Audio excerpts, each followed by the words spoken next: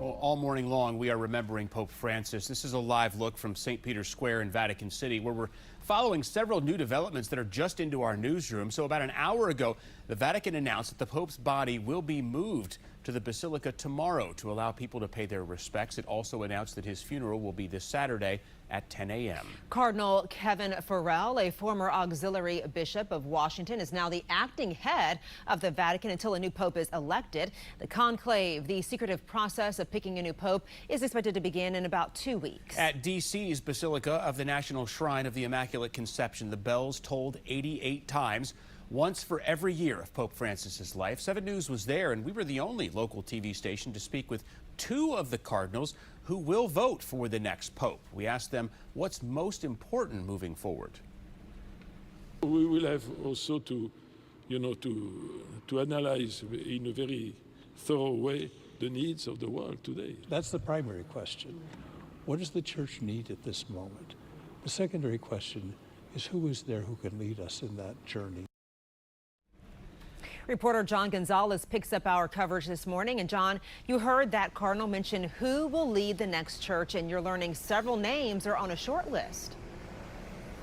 Yeah, and that's the big question worldwide, really, Adriana. Who will now be the next Holy Father for the Catholic Church? A church with its more than 1 billion parishioners now prepares for a major transition, one that we haven't seen in over a decade, and a transition that will impact even the local archdiocese here in Washington with the passing of Pope Francis. So the College of Cardinals, which will include local church leaders, is preparing to gather at the Vatican for a conclave that will shape the church's future. The conclave will begin in about 10 days or so. The D.C. Archbishop Robert McElroy and Cardinal Wilton Gregory will both travel to Rome and will vote in this historic selection process. There are close to 300 cardinals from 90 different nations that will take part, but only those who are under 80 years old, and 35 of them, a 2/3 majority is required to elect a new pope. I asked parishioners here at the Basilica who they would like to see. It is God's will. He has suffered a lot. He has helped the world a lot. He was an ambassador for the poor and the disadvantaged. And I'm praying and hoping that God will provide us with another pope like him. But there will be only one Pope Francis. We've never had an American pope in my time. I love Cardinal Timothy Dolan in New York. He's a great communicator, and I love his ways. But whoever it is going to lead us into a better place. Contenders, our investigative reporter Chuck Gowdy here has been covering the Vatican and the Church for decades, and joins us here with some insight. So, Chuck, what can we expect from this point here? Alex, who's next isn't just a favorite dinner party topic in Rome. The papal selection process is always underway, with names floated and cardinal contenders from the relatively small group of top Catholic churchmen who make up the College of Cardinals.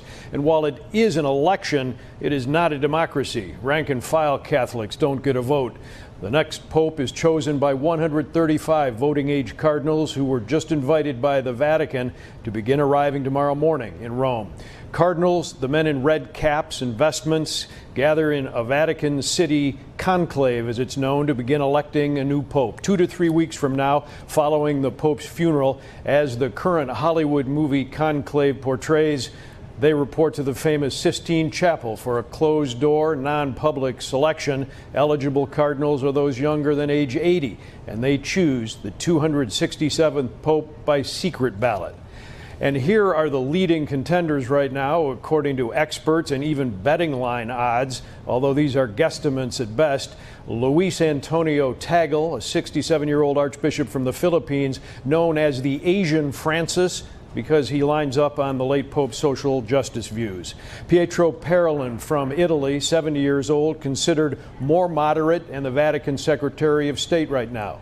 Peter Turkson from Ghana, age 76, would be the first African pope since 496 AD. Peter Erdo, Hungary, 72 years old, leading conservative candidate, would be a shift back to the Pope John Paul positioning. And Angelo Scola, Italy, an 82-year-old cardinal and perennial possibility, but he may have aged out. There, of course, are others in the running, and these are all cautionary possibilities. Remember, when the very popular Pope John Paul II was elected in 1978, he wasn't on anybody's list. So look for the long shot, the unknown, who might rise up and become a consensus figure.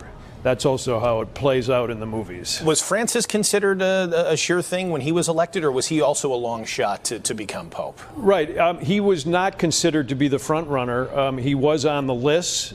He was, the odds makers had him someplace as a possibility. But lately, it's been a little bit more scattered. And this time it may well be also because the world is much more adequately represented in the College of Cardinals these days. And really quick, white smoke means or black smoke, what are we looking for? Black smoke means they're still voting. White smoke means there's a new pope. Need to be brushed up on that. It's been a couple of years. Thank you so much, Chuck. Filhos, Espírito Santo. Amém.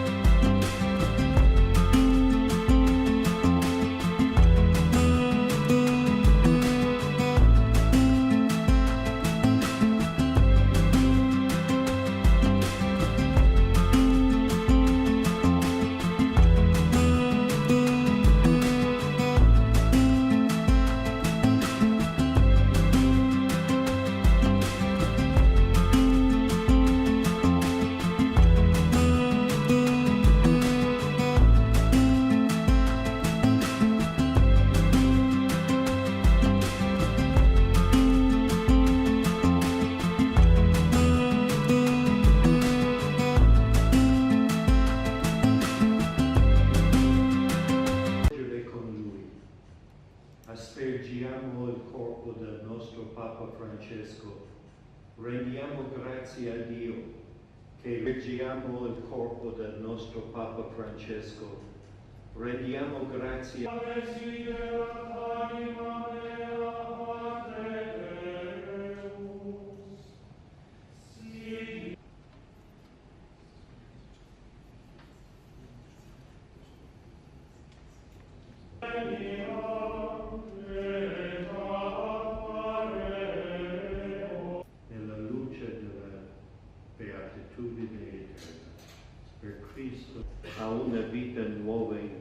Cristo, nello Spirito Santo.